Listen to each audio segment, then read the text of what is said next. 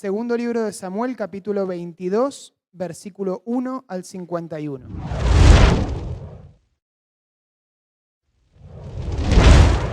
Habló David a Yahvé las palabras de este cántico, el día que Yahvé lo había librado de la mano de todos sus enemigos y de la mano de Saúl. Dijo: Yahvé es mi roca y mi fortaleza y mi libertador. Dios mío, fortaleza mía, en él confiaré.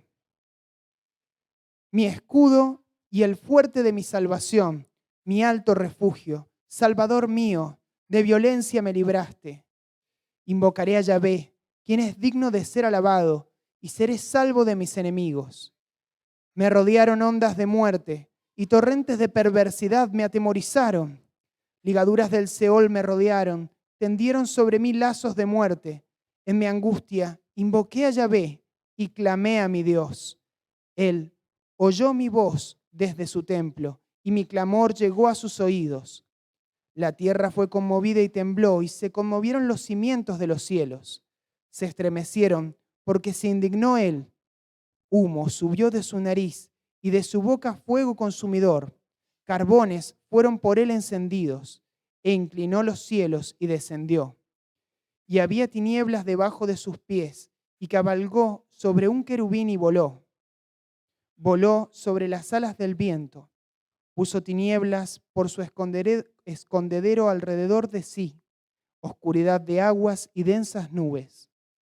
Por el resplandor de su presencia se encendieron carbones ardientes, y tronó desde los cielos Yahvé, y el Altísimo dio su voz, envió sus saetas y los dispersó, y lanzó relámpagos y los destruyó. Entonces aparecieron los torrentes de las aguas, y quedaron al descubierto los cimientos del mundo, y a la reprensión de Yahvé, por el soplo del aliento de su nariz. Envió de lo alto y me tomó, me sacó de las muchas aguas, me libró de poderoso enemigo y de los que me aborrecían, aunque eran más fuertes que yo. Me asaltaron en el día de mi quebranto, mas Yahvé fue mi apoyo. Y me sacó a lugar espacioso, me libró, porque se agradó de mí. Yahvé me ha premiado conforme a mi justicia. Conforme a la limpieza de mis manos me ha recompensado, porque yo he guardado los caminos de Yahvé y no me aparté impíamente de mi Dios, pues todos sus decretos estuvieron delante de mí y no me ha apartado de sus estatutos. Fui recto para con él y me he guardado de mi maldad, por lo cual me ha recompensado Yahvé conforme a mi justicia, conforme a la limpieza de mis manos delante de su vista. Con el misericordioso te mostrarás misericordioso, y recto para con el hombre íntegro. Limpio te mostrarás para con el limpio, y rígido serás para con el perverso. Porque tú salvas al pueblo afligido, mas tus ojos están sobre los altivos para abatirlos. Tú eres mi lámpara, oh Yahvé. Mi Dios alumbrará mis tinieblas. Contigo desbarataré ejércitos, y con mi Dios asaltaré muros. En cuanto a Dios, perfecto es su camino, y acrisolada la palabra de Yahvé. Escudo es a todos los que en él esperan. Porque, ¿quién es Dios sino solo Yahvé? ¿Y qué roca hay fuera de nuestro Dios? Dios es el que me ciñe de fuerza, y quien despeja mi camino, quien hace mis pies como de ciervas, y me hace estar firme sobre mis alturas, quien adiestra mis manos para la batalla, de manera que se doble el arco de bronce con mis brazos. Me diste asimismo el escudo de tu salvación, y tu benignidad me ha engrandecido. Tú ensanchaste mis pasos debajo de mí, y mis pies no han resbalado. Perseguiré a mis enemigos y los destruiré, y no volveré hasta acabarlos. Los consumiré y los heriré, de modo que no se levanten. Caerán debajo de mis pies. Pues me ceñiste de fuerza para la pelea. Has humillado a mis enemigos debajo de mí, y has hecho que mis enemigos me vuelvan las espaldas, para que yo destruyese a los que me aborrecen. Clamaron, y no hubo quien los salvase. Aún a Yahvé, mas no les oyó. Como polvo de la tierra los molí, como lodo de las calles los pisé y los trituré. Me has librado de las contiendas del pueblo. Me guardaste para que fuese cabeza de naciones. Pueblo que yo no conocía me servirá. Los hijos de extraños se someterán a mí. Al oír de mí me obedecerán. Los extraños se debilitarán y saldrán temblando de sus encierros. Viva Yahvé y bendita sea mi roca, y engrandecido sea el Dios de mi salvación. El Dios que venga mis agravios y sujeta pueblos debajo de mí, el que me libra de enemigos y aún me exalta sobre los que se levantan contra mí. Me libraste del varón violento. Por tanto, yo te confesaré entre las naciones, oh Yahvé, y cantaré a tu nombre. Él salva gloriosamente a su rey y usa de misericordia para con su ungido, a David y a su descendencia para siempre. Amén. Bendito sea el Señor. Qué poderosa que es esta haftará, ¿no? Esta palabra profética, que la verdad que a mí mismo me ha dejado como wow, ¿no? Muy fuerte. Ahora, quisiera que para que entendamos de qué el espíritu detrás de esta porción de las Escrituras o de esta porción de la palabra profética que he leído, quisiera que remontarme, no para que lo hagan ustedes, sino remontarme al capítulo anterior. Israel venía de ser, estando ya David como rey, venía de ser atacado constantemente por los filisteos, ¿sí? Y los filisteos utilizando una vez más gigantes. Era una batalla tras otra, en la cual una de ellas casi David pierde la vida, pero es rescatado por uno de sus escuderos. Y tras esta consecución de batallas en las que los filisteos una y otra vez vuelven con gigantes, el Señor finalmente le da la victoria a David. Y es ahí donde entona este cántico, ¿sí? O sea que esto viene de una batalla, como para ponerlo en un ejemplo. Ahora quisiera pedirles que me acompañen, no necesariamente buscándolo, pero sí con su atención, a comparar algunos pasajes de la Parashá Hasinu que leímos esta semana con este fragmento de las palabras proféticas, ¿sí? Voy a ir a Devarim 32, claro, porque toda la Parashá era Devarim 32, ¿no? Devarim 32, 4 primeramente. Dice, Él es la roca cuya obra es perfecta, porque todos sus caminos son rectitud. Dios de verdad y sin ninguna inequidad en él, es justo y recto. Sigo hasta el versículo 15, donde dice, pero engordó Jesurum y gritó y tiró coces, engordaste, te cubriste de grasa. Entonces abandonó al Dios que lo hizo y menospreció a la roca de su salvación. Vayan viendo a ver si encuentran alguna palabra en común. Ahora vamos a pasar dentro del capítulo 32 al versículo 30 y 31. ¿Cómo podría perseguir 1 a 1000 y 2 hacer huir a 10.000 si su roca no los hubiese vendido y Yahvé no los hubiera entregado? Porque la roca de ellos no es como nuestra roca, y aún nuestros enemigos son de ellos jueces. Ahora quisiera que volvamos al texto de 2 de Samuel, capítulo 22, y voy a leer primeramente, o releer mejor dicho, el versículo 2. Siento todavía las hojitas correr. Yo les dije que iba a estar comparando, bueno, lo deberían haber marcado. ¿Leo?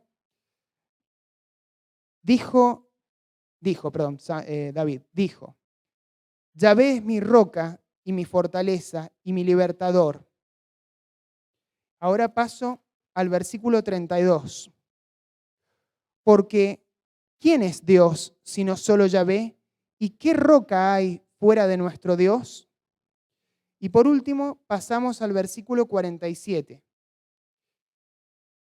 Viva Yahvé y bendita sea mi roca y engrandecido sea el Dios de mi salvación. Amén. A ver, ¿quién pudo encontrar la palabra en común?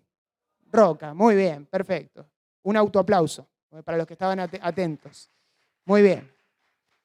Bueno, la palabra roca, en la mayoría de estos casos que nombré, salvo en uno, es sur, que significa, entre otras cosas, El apóstol David Neyer después me hace burla de que yo doy los significados, pero tengo que hacerlo, en este caso tengo que hacerlo. Bueno, no se burla. Poderoso, fortaleza, fuerte, fuerza, refugio, roca. Eso significa sur. ¿Sí?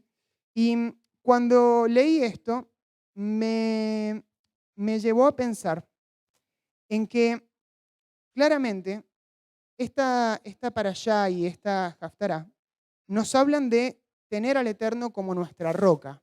Ahora, ¿cuál es la razón de fondo para creer que el Eterno es nuestra roca? ¿Qué significa que sea nuestra roca? ¿Que lo podemos usar para arrojársela a nuestros enemigos? No. Bueno, el profeta David. Quisiera pedirle a los chicos de multimedia si pueden proyectar lo que les pasé. Esa imagen que ven ahí me hace acordar, cuando yo leía esto, me hace acordar a una experiencia que tuvimos con mi esposa cuando viajábamos hacia Chile, el único viaje que hicimos juntos, donde de repente en la ruta 7, llegando a Uspallata, mucho antes de la villa, pero en camino a Uspallata, es como si hubiera tenido una visión, por así decirlo, del auto sobre la ruta. Y la ruta está en ese tramo construida directamente sobre la piedra. ¿Sí? Se dinamita parte de la montaña y sobre eso se construyó la ruta. ¿Sí? Pero a la larga está sobre la piedra. Y pensaba en esta imagen representativa, y amén, porque está bueno el auto que está ahí, de cuando nosotros tenemos una experiencia parecida, de ir sobre una ruta que está sobre piedra, sobre una montaña, no estamos constantemente pensando, ay, en cualquier momento se cae, se derrumba esto y nos morimos todos. No, uno va confiado, va manejando tranquilo o caminando. ¿Por qué? Porque tiene la total certeza de que esa roca puede sostenerlo, de que esa roca está totalmente preparada para soportar el peso que uno tiene y muchísimo más. Entonces no hay nada que temer, sino avanzar en el camino. Van viendo la analogía, ¿no? Ahora, volviendo a la parashá y por ende a la haftará también, hay un estudio del apóstol que compartió esta semana sobre la parashá Asinu, donde dice que en Asinu cuando uno va al texto hebreo, están juntos los 3 tiempos, por así decirlo, o sea, pasado, presente y futuro, que muchas veces se pierde esto en las traducciones contemporáneas, porque claro, el traductor, con una mentalidad muy occidental, claramente acomoda el texto conforme a lo que le parece más lógico. Quisiera mostrarles un ejemplo de esto. En Devarim 32:14 dice, mantequilla de vacas y leche de ovejas, con grosura de corderos y carneros de Basán, también machos cabríos, con lo mejor del trigo, y de la sangre de la uva bebiste vino. ¿Sí? Perdón, voy a leer desde el 13 en esta versión para que se entienda. Versículo 13. Lo hizo subir sobre las alturas de la tierra y comió los frutos del campo e hizo que chupase miel de la peña y aceite del duro pedernal, mantequilla de vacas y leche de ovejas, con grosura de corderos y carneros de Basán, también machos cabríos, con lo mejor del trigo, y de la sangre de la uva bebiste vino. ¿En qué tiempo verbal está? Todo está en pasado. Pero en la mayoría de las versiones está todo en pasado, pero por ejemplo, en la versión de Navarra, cuando dicen y bebiste vino, dice en la versión de Navarra en presente, bebes vino. O sea, todo lo demás está en pasado, pero esa parte está en presente. Y en la Torá Temet dice, y beberás vino de excelente buquet.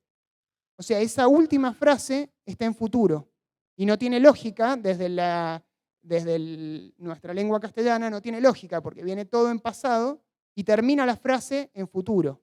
Pero dicen los comentaristas que ese beberás vino tiene que ver con justamente el tiempo final, con la victoria final de Israel.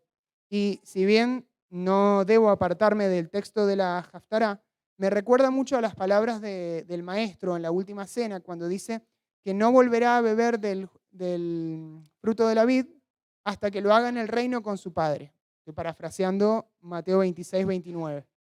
Es decir que ese beber vino tiene que ver con el mundo venidero, con con la victoria final, donde solo resta la alegría, ¿sí? Donde ya se han vencido a los enemigos.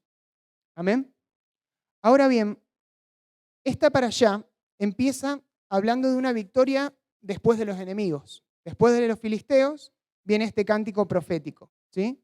Donde hay una exaltación final de Israel. Y la Haftará nos habla, me confundí, mezclé las cosas. Quise decir, primeramente la parashá, perdónenme, la parashá hace un raconto histórico de Israel, ¿sí? Donde empieza hablando de su primer estado de precariedad cuando estaba solo en el desierto, y después va en cuanto a su crecimiento, que empieza a engordar, Yesurum, y después la rebelión. Luego de la rebelión el castigo, pero finalmente habla de la venganza final del Eterno hacia los enemigos y la exaltación de Israel, ¿sí? Lo mismo vemos, ahora sí, volvemos a la Haftará, que luego de estos enemigos que asedian y asedian constantemente a Israel, viene una victoria final y una exaltación, ¿sí? Y a esto me llevaba el Eterno, a pensar de que Él es nuestra roca, porque no ve como nosotros vemos en lo que decía el Pa de la ilusión de los tiempos, la ilusión del presente, pasado y futuro. Él ya ve el final de la historia y ve el final en victoria, como dice el apóstol Pablo en Corintios 15, cuando dice que el último enemigo, que es la muerte, será vencido. Entonces el Eterno ya conoce la victoria final y nos la garantiza a su pueblo. Somos nosotros los que día a día tenemos que batallar, primeramente con el enemigo interior, con nuestra carne, con nuestro ego, y luego desde ahí, desde ganarle al enemigo interior, a vencer a los enemigos exteriores, espirituales. Pero justamente, y aquí vamos llegando al final, Jacino nos habla de prestar oído, de escuchar atentamente, de escuchar toda la historia detrás de la historia y considerar que si en nuestra historia, incluso con nuestras desobediencias, Él ha estado con nosotros, cuánto más en nuestra obediencia, por medio del Espíritu Santo, va a estar hasta acompañarnos hasta el final, hasta ese final de victoria. Y por ende le debemos considerar como nuestra roca, con la misma confianza que manejamos nuestro vehículo en la montaña, con esa misma confianza caminar día a día por el camino que Él nos ha dado, que es nuestro amado Maestro Yeshua. Muchas gracias, amados, por la atención y sean benditos.